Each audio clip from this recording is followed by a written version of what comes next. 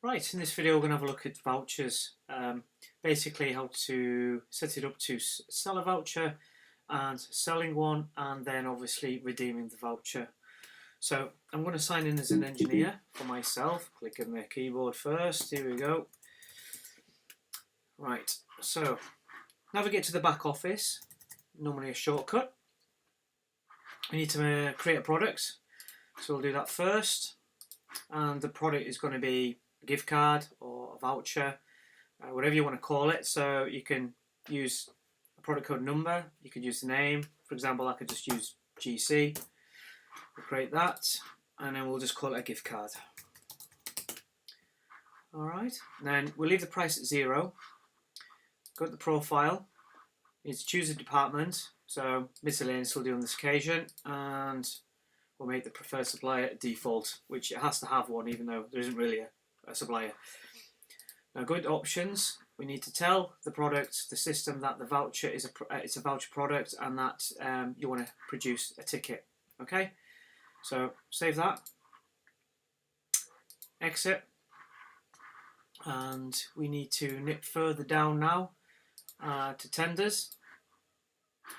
So in the drop down menu, what we got, so there's a free one there, so we'll use tender 4 and we'll rename it voucher. And if you're planning to give change from a voucher, then obviously you need to put something in there. So say I don't know, £50 or something maximum. We need to make sure that it's active, so it comes up on the subtotal screen, and then we save it. Quit that, go into settings, and then guess what? Settings. And in here we type voucher in the box, search. I am using a keyboard. It is preference to use a mouse and keyboard rather than just obviously you're using your fingers on the screen, because you need to type anyway. So plug in the keyboard. So vouchers change given, well, we'll just put that as yes. And voucher on tender. Now if you remember that we created tender 4 for voucher, so we need to change that to 4. 1, 2, 3, 4. Okay, so I'll save that, give it a moment to process that. Then we need to create a button on the sales screen for the voucher, for the gift card. So we need to navigate to sales mode, and then basically create a button and allocate the PLU, which is a product for the voucher, against that button. So we'll do that next.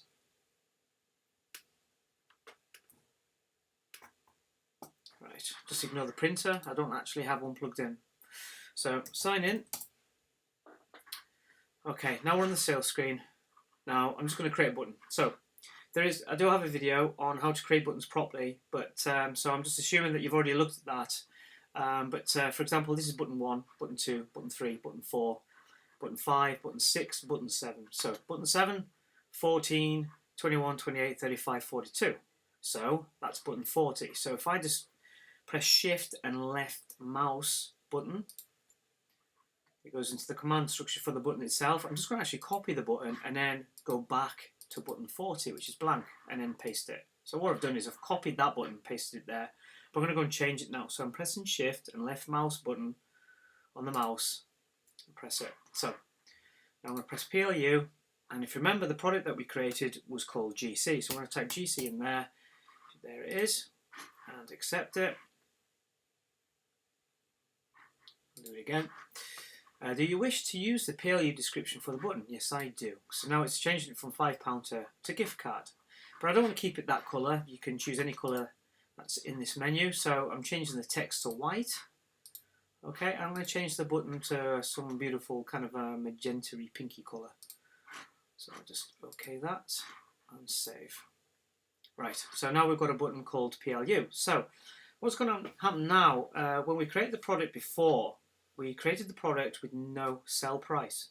And the reason why I did it that way is so when you press gift card, it comes up with a box and asking you how much you sold your gift card voucher for. So say if it was a £20 one, there we go.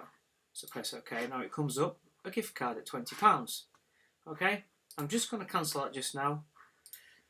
because I want to quickly just basically go through the whole program and quickly get an overview of what we've just done. So log back in, 10101 for the back office, and we created a product. We called it gift card. Okay. So I'm going to type it in. There we go. There we are, gift card. There is no sell price in there. In the profile, we've got the department for miscellaneous, preferred supplier is default, and in the options tab, we have ticked voucher product and also produced a voucher ticket. Then, if you remember, we created a tender button.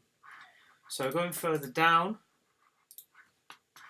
there is a tender button in here, and we use number 4. If you remember, we went into settings and we told it to, for vouchers, use tender 4. So that's there, and we made it active. Okay, so save that, quit that, and then go into settings at the bottom, and then type voucher. There we go. Press and search twice, and there we go. Vouchers change given and vouchers on tender. Okay, so I'll just quit that, and we're now going to put one through.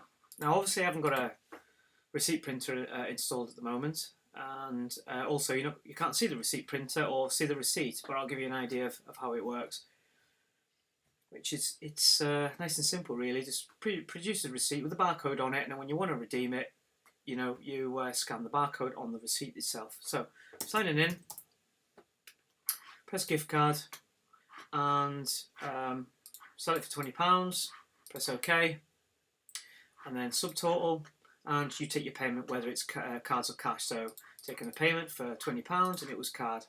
So payment done. Receipt printed, okay, and that's the end of that. So folded up in some envelope, and off it goes. And then when it comes back, this receipt has a barcode on it. So when they want to redeem it, you sign in, choose whatever it is that you sold, search. Obviously, this is not set up ideally. It's just an EPOS I quickly threw together. It's an old one. But if I just put some products on, so just some Lucasades, and press exit, and then press subtotal.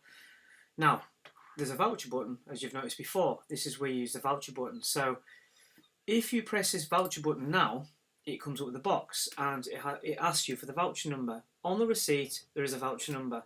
If you have a barcode scanner, you simply, at this point, scan the barcode off the actual voucher receipt. It will then populate the screen, you press accept, and then if there's a shortfall, it'll ask you for the remainder of the money. If, obviously, the voucher is £20 and you only spend £8.40, then we've set it up that way, if you set it up that way, then obviously you can give change. It's as simple as that. So any more questions? Leave comments below or drop me an email, servicedept@metric.co.uk, and just let me know your thoughts.